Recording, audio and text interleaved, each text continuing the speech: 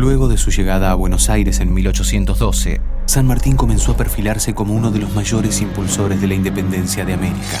San Martín llega al Río de la Plata y ofrece sus servicios. Tenía que demostrar su adhesión incondicional a la revolución. San Lorenzo es en chico lo que va a suceder después en Chacabuco, en Maipú. Tras la victoria de San Lorenzo, el triunvirato decidió encargarle el mando del Ejército del Norte, por entonces comandado por Manuel Belgrano. Belgrano triunfa en Tucumán y Salta, penetra en el Alto Perú, hoy Bolivia, Vilcapugio y Ayohuma. Al producirse la derrota de las tropas en los campos de Vilcapugio y Ayohuma, en el Alto Perú, las fuerzas de Belgrano dejaron un extenso territorio otra vez en manos de los realistas y un futuro incierto para la campaña libertadora.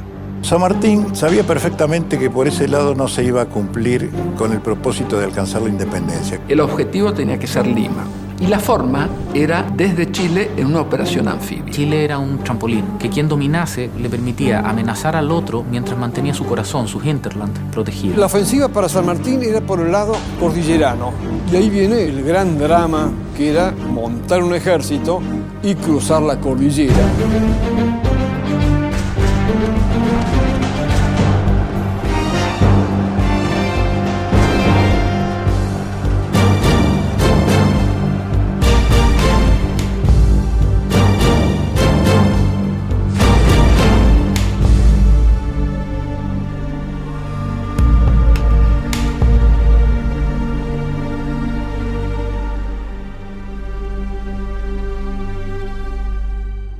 Hacia fines de 1813, luego de producirse la derrota de las tropas en los campos de Vilcapugio y Ayohuma, el triunvirato pone a San Martín al frente del Ejército del Norte, por entonces comandado por Manuel Belgrano. Cuando se encuentran San Martín y Belgrano, naturalmente se entienden, porque eran personas igualmente subordinadas, disciplinadas, y que tenían un objetivo superior, que era el triunfo de la causa de la libertad.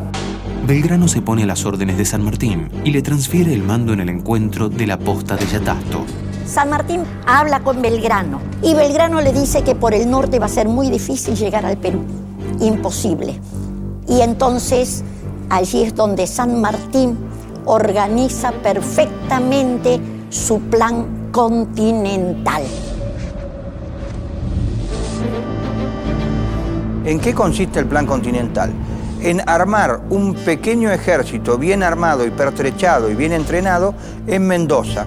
De allí cruzar la cordillera, tener un gobierno amigo en Chile, dice en su plan original, porque todavía Chile es independiente, no ha sido invadido cuando él idea el plan continental, y cruzar desde Chile el Océano Pacífico para atacar la capital del Virreinato del Perú, Lima, directamente al corazón del poder español en América. Hacia el año 1800, el general escocés Thomas Mayland diseñó un plan para capturar Buenos Aires y Chile. José de San Martín pudo haber conocido los pormenores de este plan durante su estadía en Londres en 1811.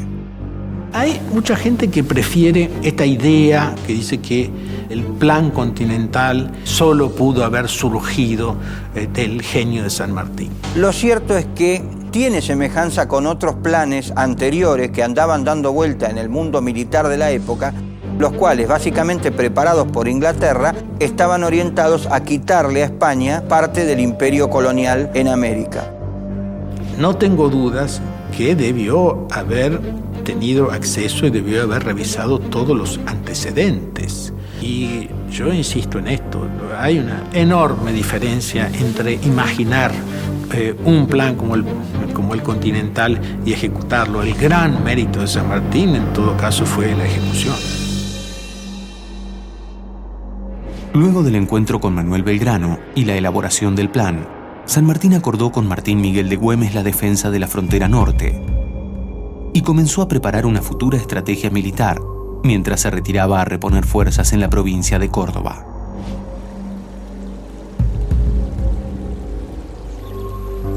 Él se retira del norte alegando que está enfermo.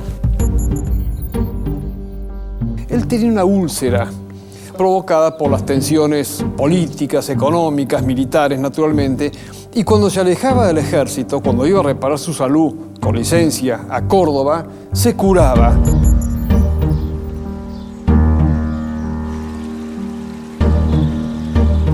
Algunos historiadores han discutido si en realidad fue un ardid o realmente fue una manifestación de esos problemas de salud que tenía San Martín. En realidad sí está documentado que es uno de los tantos episodios de su enfermedad y que encontró en el clima de Córdoba y en esos meses de descanso la fuerza para encarar todo el proceso que vendría después, que también le insumió muchísimo esfuerzo y mucho costo a su salud.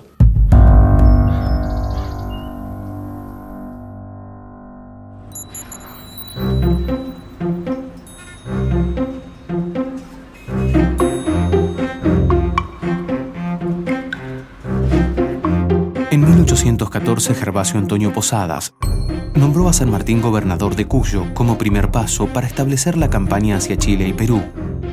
Con solo 36 años, se hizo cargo de los destinos de la región. San Martín fue a Mendoza, como todos sabemos, y no solamente quiere ser el comandante en jefe de las tropas, sino que también pide el mando político para ser el que realmente no tuviera trabas en su acción de gobierno. San Martín, cuando se hace cargo de la gobernación e intendencia de Cuyo, tiene que poner en movimiento una economía para la guerra, pero de una forma tal lo hizo que sentó las bases del desarrollo económico posterior cuyano. Como gobernador de Cuyo, San Martín inicia una gestión dedicada a la organización política y militar del territorio, al tiempo que establece bases para el desarrollo económico y cultural de la región. Impulsa la industria vitivinícola, la enseñanza, el comercio y las artes, regularizando también la administración de justicia y la recaudación fiscal. De este modo, en poco tiempo San Martín se ganó el respeto de la ciudadanía y con él, el apoyo y los recursos necesarios para organizar el ejército de los Andes.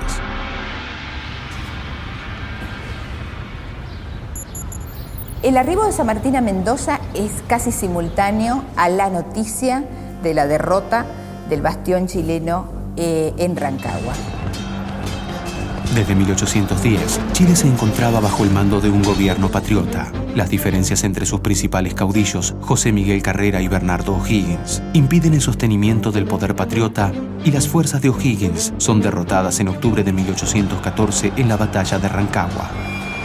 Se sospecha de que por estas diferencias que ellos sostenían, es probable que eso haya sido la causa de que O'Higgins terminara perdiendo la batalla y Chile se perdiera en ese momento, volviera a establecerse el régimen español absolutista y los chilenos debieron emigrar a Mendoza. Huyendo de los realistas, un contingente de 500 familias patriotas atraviesa la cordillera liderados por Bernardo O'Higgins, quien ofrece sus servicios a San Martín y participa en la creación del Ejército de los Andes. O sea que el plan de San Martín, que había sido cruzar la cordillera para llegar a un país aliado, había fracasado. Y eso alteró las previsiones y dilató 2 años, hasta 1816-17, el cruce de la cordillera. Ya no era ir a un país amigo, era un país dominado por los enemigos. 1814.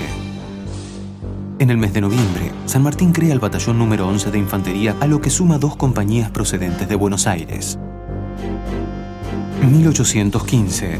En enero, la llegada al poder de Carlos María de Alvear frena el apoyo de Buenos Aires y los 400 hombres de que dispone hasta el momento no alcanzan para cubrir las expectativas de la empresa que San Martín se propone. El reclutamiento de hombres fue realmente intenso. Hay una frase maravillosa de Tomás Guido que le dice: haremos soldados de cualquier bicho, ¿no? Como diciendo, aquí hay que transformar soldados y para hacerlos es necesario invertir en ellos. Esa inversión se traducía en obtener recursos para equiparlos y también para surtirlos de un ingrediente que va a ser fundamental, que va a ser el salario. La falta de fondos para contratar soldados profesionales obliga a San Martín a reclutar tropas por la fuerza. Uno tiene que tener presente distintos aspectos. La adhesión personal, a partir de convicciones o defensa de intereses, pero por otro lado, el reclutamiento obligatorio, la leva.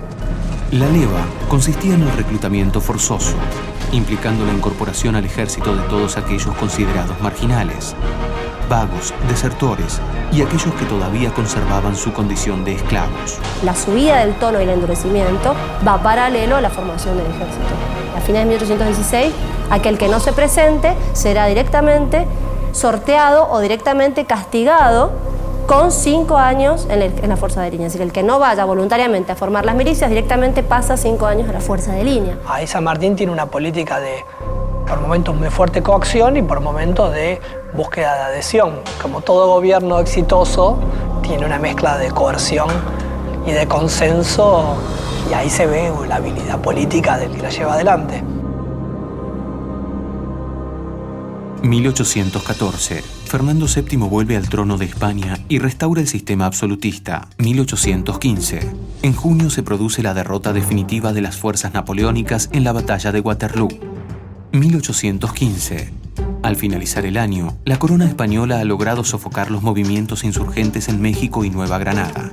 Solo el sur del continente permanece libre. Paralelamente a la formación del Ejército de los Andes, se estaba desarrollando en Tucumán un episodio sumamente importante y en el que San Martín tenía un gran interés, que era el Congreso General Constituyente.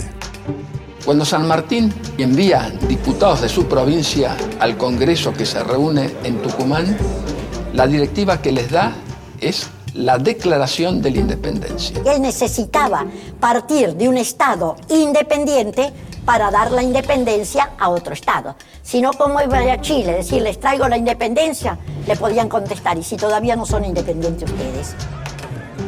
En el mes de julio, en Tucumán, el Congreso declara la independencia de las Provincias Unidas, una medida imprescindible para la concreción de la campaña hacia Chile. El apoyo definitivo para el Ejército Libertador llegaría de la mano del director supremo Juan Martín de Pueyrredón. Por Dios le da todo a San Martín, todo. Hay una correspondencia interesantísima, sabrosa, muy conocida. San Martín siempre se queja que le faltan recursos. Aquella insistencia constante de San Martín pidiéndole cosas a Pueyrredón se exterioriza en aquella célebre carta en que le dice: van los clarines, van los tambores, van los fusiles, van los cañones, va el diablo, va todo. Si usted sigue así, terminaré colgado en uno de los tirantes del fuerte. Con la reestructuración de la tropa, la creación de escuadrones auxiliares y el apoyo irrestricto del gobierno de Buenos Aires, la fuerza expedicionaria estaba casi completa. Esto significaba para San Martín la concreción de un gran anhelo, pero implicaba también la certeza de que pronto se alejaría de su familia. Sin duda, esta época de Remedios y José en Mendoza fue la más feliz del matrimonio, porque fue el tiempo que vivieron más juntos. Ella lo acompañaba siempre. Remedios insistía en que quería cruzar la cordillera, así que ella alguna capacidad tenía. Lo que no tenía era salud. El nacimiento de su hija Mercedes, única hija del matrimonio, será un nuevo motivo de festejo que opacará momentáneamente los problemas de salud de Remedios. La felicidad que le ofrece la vida familiar se une al clima de gesta que vive la ciudad ante la inminencia de la expedición a Chile. A fines del 16, San Martín pide una bandera que identificara especialmente al Ejército de los Andes. Y en una Navidad de 1816 pide a las señoras que están presentes que le borden una bandera. Efectivamente, lo hacen, la confeccionan y la bordan y le ponen el escudo de las Provincias Unidas. Creada según el diseño del propio general, la bandera del Ejército de los Andes reflejaba el ideal sanmartiniano: libertad, igualdad y fraternidad, herencia de la Revolución Francesa, laureles simbolizando la gloria y un elemento propio y distintivo, las montañas de América, cuya extensión se proponía liberar. La dedicación y el cuidado con que fue confeccionada se advierte en los detalles. Los ojos del sol fueron adornados con perlas de un collar de remedios de escalada.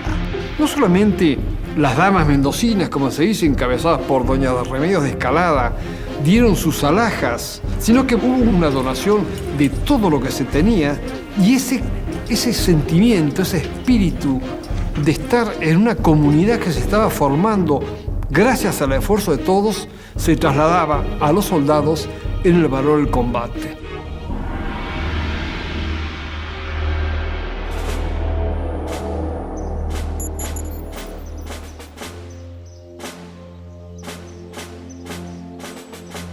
En septiembre de 1816, San Martín determina el traslado de la totalidad del Ejército de los Andes al campo de instrucción de El Plumerillo. Solo queda exceptuado de la medida el batallón de cazadores, que permanece en San Juan. Ahí, en una forma muy rígida, San Martín comienza a preparar su ejército con una profesionalidad, si se puede decir, que no se había visto en el país. El ejército de los Andes, bajo las órdenes de San Martín, quedaba conformado de la siguiente manera: Cuartel General y Estado Mayor, a cargo de Bernardo O'Higgins y Estanislao Soler. Las fuerzas de línea, compuestas por el batallón número 1 de cazadores, los batallones número 7, 8 y 11 de línea, el batallón de artillería y el regimiento de granaderos a caballo. La estructura bélica se completaría luego con las especialidades de barreteros de minas, arrieros y vaqueanos, a lo que se sumó la vicaría castrense y los cuerpos de sanidad y bagajes.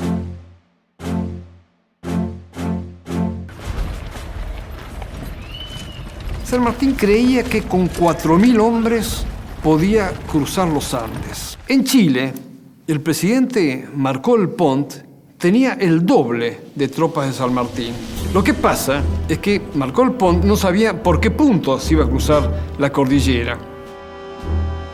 La estrategia de San Martín para equilibrar sus fuerzas con las del adversario se inició preparando el terreno para la invasión, un plan de espionaje y tácticas de encubrimiento, conocido como la Guerra de Zapa. La Guerra de Zapa tiene que ver con hacer incursiones por la cordillera, sobre todo orientadas ¿a qué? A disminuir los posibles o eventuales apoyos que podían dar las poblaciones a el ejército realista.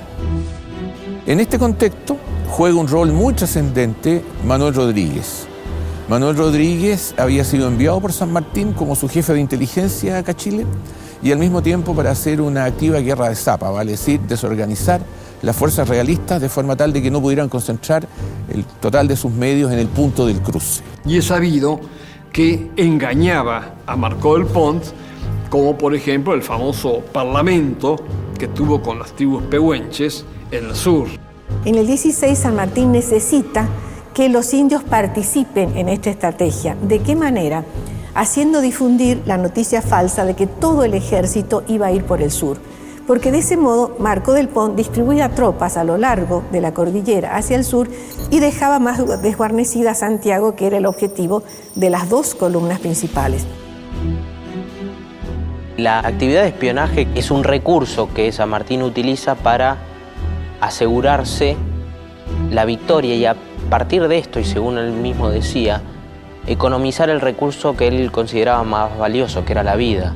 San Martín no libró muchas batallas, pero fueron decisivas las que libró. El 5 de enero de 1817, la bandera es jurada solemnemente en la catedral. Y también San Martín convierte como patrona de su ejército a la Virgen del Carmen de Cuyo, a la cual le entrega su bastón de mando y encomienda la protección del ejército próximo a partir.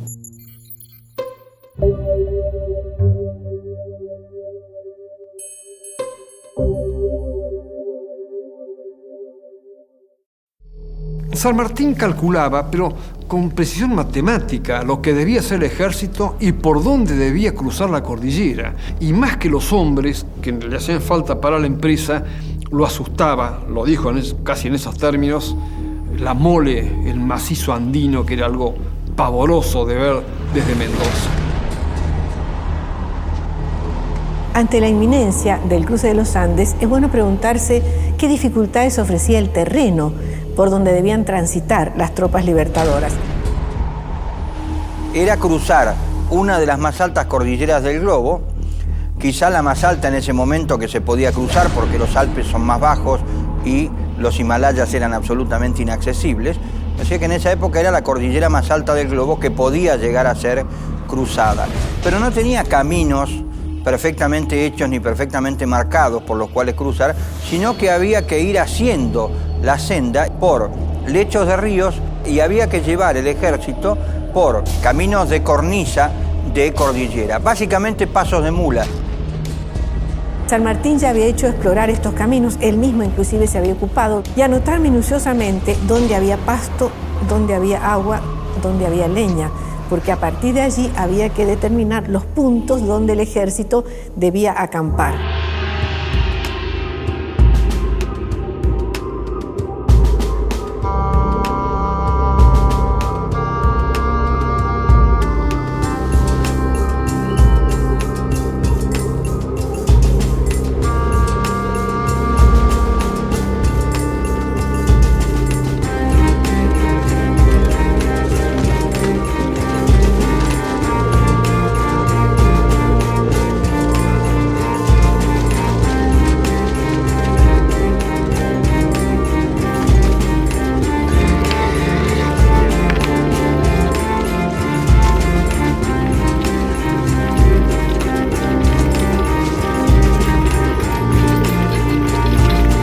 El otro problema es las alturas que tiene que superar. La cordillera frontal y la cordillera del límite en Mendoza y San Juan son la parte más alta. Había que hacerlo en el mes de enero. Ya en el mes de marzo, abril comienzan las nevadas y ya prácticamente en abril se cierran los caminos cordilleranos. Cosas había que tenerlas en cuenta en cuanto al territorio y al tiempo de cruzar la cordillera. Pero estaban los otros problemas, el que afecta a los hombres. La indumentaria de los soldados durante el cruce era similar a la utilizada por los arrieros de la época. A modo de cama se utilizaba la montura. Como complemento del uniforme, la tropa fue provista con elementos para combatir el frío. San Martín dispuso que se repartieran ponchos e hizo fabricar con cuero de res unos tamangos altos, indicando que se recogieran trapos de lana para forrarlos, pues según él, la salud de la tropa es la poderosa máquina que bien dirigida puede dar el triunfo y el abrigo de los pies es el primer cuidado. En lo que respecta a la alimentación, San Martín llevó ganado en pie para faenar en los momentos en que el ejército acampaba en la alta montaña, y después lo que llevaban como alimentación era el charque, la carne salada, secada al sol y preparada con sal, que eso se cargaba en barriles o en petacas de cuero, y cuando se llegaba al campamento se prendían las fogatas, se realizaban los que se llamaban guisos valdivianos, porque se habían inventado o eran comunes en Valdivia, en el sur de Chile, este tipo de guiso especial. Se preparaba esa especie de sopa espesa que se le llamaba valdiviano, hecho con charqui, o sea, la carne seca, molida, y luego se le ponía grasa, agua y ají, y entonces esto era el caldo que ellos tomaban. Se había calculado el llevar cebollas, tanto para los animales como para los hombres, porque combatía la puna, el soroche. El apunamiento o soroche normalmente provoca cefaleas, náuseas, trastornos del sueño y debilidad. A partir de los 1500 metros de altura comienzan a aumentar el ritmo cardíaco y respiratorio. Gran parte de la travesía del Ejército de los Andes se llevó a cabo entre los 2500 y los 4000 metros de altura. La mayoría de la iconografía escolar muestra a San Martín cruzando a caballo, pero es un ícono escolar para lámina de colegio y no es la realidad. La realidad es que había que cruzar en mula. Los caballos iban detrás y custodiados por milicianos de Mendoza que estaban encargados de proteger y cuidar a los caballos. Tenían que llegar sin carga, sin cansarse y listos para el combate. Y porque San Martín sabía que cuando llegara al otro lado de la cordillera, inmediatamente se iba a encontrar con el enemigo e inmediatamente tenía que pasar a la acción. En diciembre de 1816, los efectivos de todas las unidades de línea, servicios y tropas auxiliares del Ejército de los Andes arrojaban un total de 5.423 hombres. Disponía además de 18 piezas de artillería, 1.500 caballos y 9.280 mulas.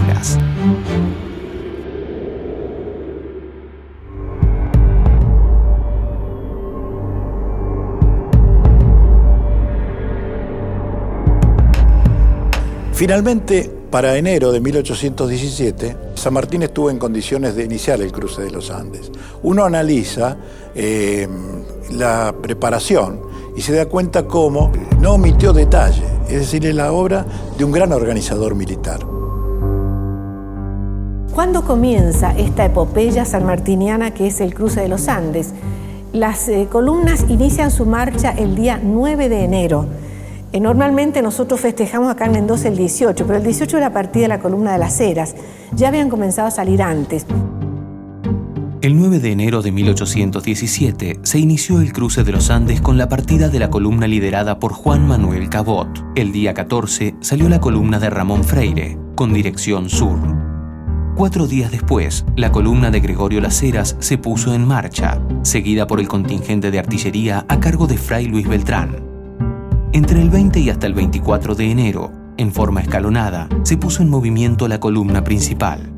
Finalmente, el día 25, San Martín se despidió de Mendoza para incorporarse a la marcha. El 25 en la madrugada sale San Martín de la ciudad de Mendoza, luego de haber enviado una nota muy linda, muy conceptuosa al Cabildo, despidiéndose de los habitantes de Mendoza para incorporarse a esa columna.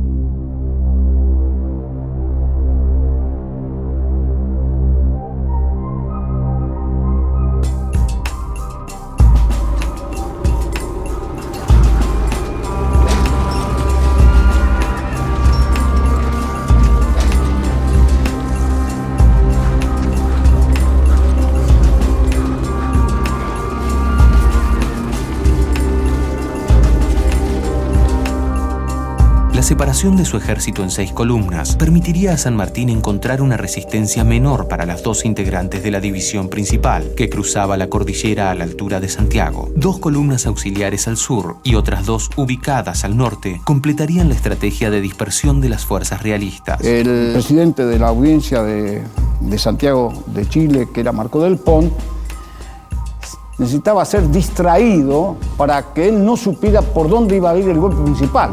Entonces San Martín inventó un plan con 6 columnas, 2 al norte, 2 al sur y 2 en el centro, una por Los Patos y otra por Uspallata. San Martín divide su grueso en 2 columnas. La de Uspallata, más al sur, la va a mandar el coronel Juan Gregorio de las Heras. Y por el paso de Los Patos, más al norte de Uspallata, mandaba este cuerpo el general Miguel Estanislao Soler, su jefe de Estado Mayor, llevando como retaguardia, refuerzo, al brigadier chileno Bernardo O'Higgins. Trabajó con 2 columnas principales hacia el Valle de Aconcagua, por Los Patos y por Uspallata, pero generó columnas auxiliares cuya misión específica era ayudar a que las fuerzas realistas no pudieran saber el punto exacto por donde venía el grueso del ejército. Estas columnas auxiliares del norte y del sur tenían objetivos muy concretos. Coquimbo y La Serena, Copiapó por el norte, y en el sur era la ciudad de Talca y San Gabriel, que son más o menos cercanos.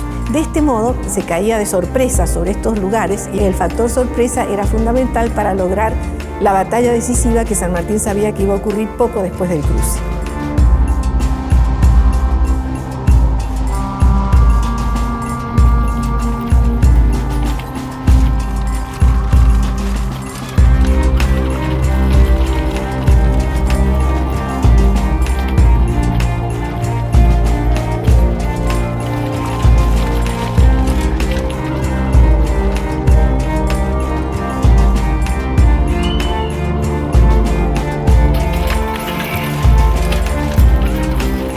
Por el lado de la columna de Las Heras, cruza desde el campo de instrucción la estancia de Canota y luego por la quebrada de Santa Elena desemboca en lo que hoy es la villa de Uspallata, que en aquel momento era la estancia.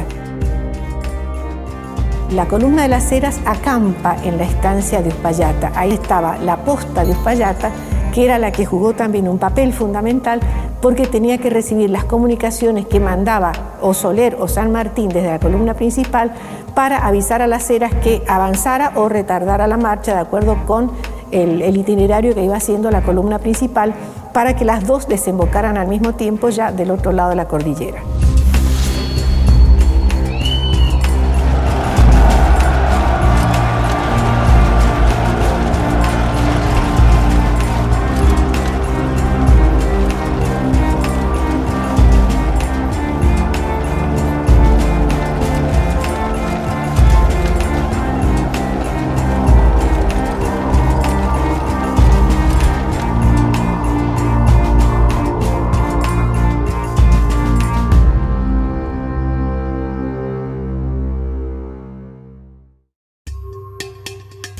El avance de las columnas principales se inició por el norte de Mendoza, atravesando Las Higueras, Las Cuevas y Yalguarás. Ya en la provincia de San Juan, estableció su cuartel general en la estancia Manantiales.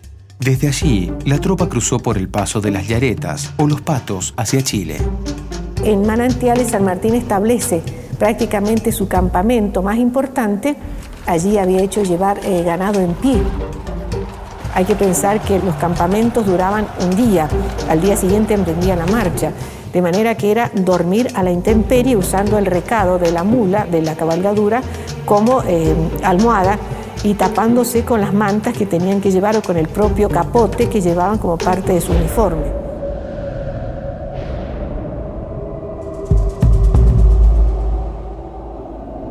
Entre el mes de enero, que se inician las acciones, los avances de la columna sanmartiniana, y el 8 de febrero, que se llega al Valle de Aconcagua, suceden algunos pequeños combates, escaramuzas, tiroteos, que muestran que el ejército de San Martín es agresivo y que viene decidido a cruzar la cordillera y a no tener problema ninguno. Salvo un contraste muy ligero, porque eran choques de pocos efectivos de uno y otro lado, fueron éxitos de las tropas independientes.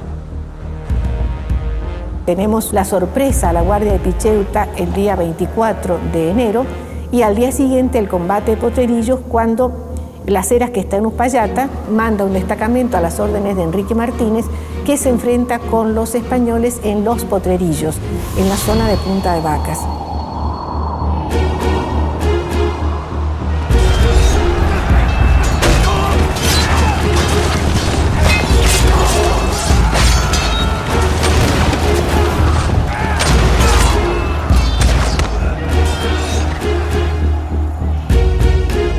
Para San Martín, la liberación del territorio chileno era una empresa claramente amenazada por dos obstáculos: las tropas realistas, que esperarían al ejército una vez atravesada la cordillera, y la propia naturaleza, cuyos accidentes principales diezmarían la fuerza de las tropas patriotas. Un tramo dificilísimo para la columna principal fue, por ejemplo, ascender el Espinacito, la cordillera del Espinacito en San Juan. Recordemos que el nombre era el Espinazo del Diablo, un lugar dificilísimo de más de 5.000 metros de altura, donde O'Higgins, que es el que manda el parte a San Martín, le dice que va a descansar porque los hombres, después de haber hecho ese cruce, están sumamente fatigados, por lo tanto necesita reponer energías por las dificultades que ha presentado el cruce de esa cordillera.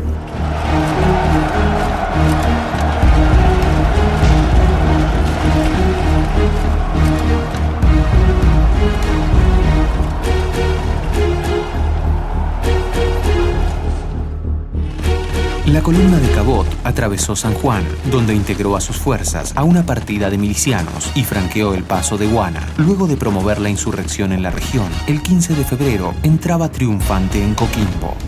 Por el extremo norte, el ejército de Manuel Belgrano destacó un contingente de milicianos e infantes dirigidos por Celada y Dávila. Atravesando el paso de Comecaballos, sorprendieron a la avanzada realista y el 13 de febrero tomaban Copiapó. El capitán Lemos, junto a un pequeño grupo, alcanzó la guardia de San Gabriel sin encontrar resistencia. El coronel Freire, por su parte, atravesó el paso de Planchón y arribó a Talca, sublevando las poblaciones del sur. La columna Las Heras, luego de acampar en Uspallata, libró acciones en Picheuta y Potrerillos y atravesó el cordón limítrofe el día 1 de febrero, librando un combate en Guardia Vieja. La división principal del ejército, liderada por San Martín, cruzó la cordillera el 2 de febrero y encontró al enemigo en Achupallas y Las Coimas. Una semana después, las dos fracciones unificaron sus fuerzas en el campamento de Curimón.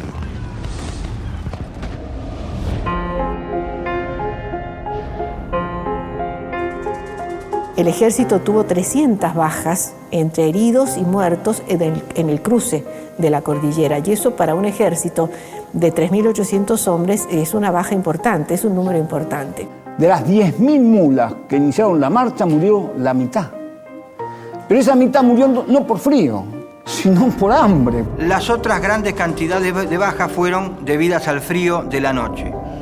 Sucedía de dos maneras: o porque se quedaban dormidos en lugares en donde estaban solos, es decir, por ejemplo, estaban de centinelas y el frío los adormilaba y morían congelados, o en el campamento no tomaban las previsiones de abrigo suficientes y morían congelados a la noche al dormir. En el informe oficial dirigido al director supremo, el general San Martín deja constancia que entre los que perecieron por el frío, los enfermos y las deserciones, ha perdido unos 400 hombres. Entre los pertrechos malogrados, se cuenta la pérdida de la mitad de las mulas y una tercera parte de los caballos. El cruce de la cordillera es una operación militar digna de ser estudiada, y así lo fue en muchas academias internacionales. La campaña de los Andes no tiene comparación en el mundo, se le asemeja en algo, si se quiere, a la campaña de Napoleón. El cruce de los Andes de San Martín es comparable, sí, al de Aníbal, al de Napoleón en los Alpes, pero con una gran diferencia. Aníbal y Napoleón cruzaron los Alpes para conquistar. San Martín cruza los Andes para liberar. Por eso, algún historiador ha dicho que el cruce de los Andes, por las características que tiene y por los obstáculos que venció y por la estrategia con que fue planificado, fue la primera gran batalla de la campaña libertadora de Chile. Después vendrían Chacabuco y Maipú, pero si no hubiera existido el cruce, no se hubiera logrado lo demás.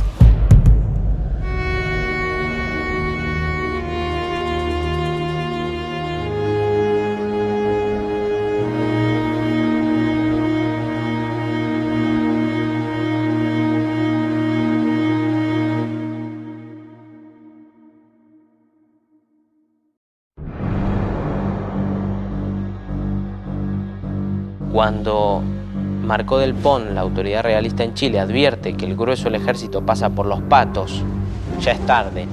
No se puede volver para atrás. No está claro hacia dónde se va, pero está muy claro que hacia atrás no se puede volver. Había un lugar donde San Martín había previsto que ahí iba a dar la batalla, que es la cuesta de Chacabuco. San Martín había planeado un ataque frontal. El aferramiento es cuando yo inmovilizo una fuerza para poder caer sobre el flanco de ella. Brigadier Maroto, hágase cargo. Yo le voy a mandar los refuerzos posibles. Le va 2.000 hombres. San Martín traía 3.500. Cuando Higgins llega a la cuesta, en vez de ver las fuerzas realistas varios kilómetros al sur, los tiene a una distancia bastante menor. Era tremendamente difícil, después de todos esos años, estar frente al enemigo y no atacar. San Martín había dado instrucciones de no atacar a los realistas. Pero Higgins se precipitó, no cumplió las órdenes.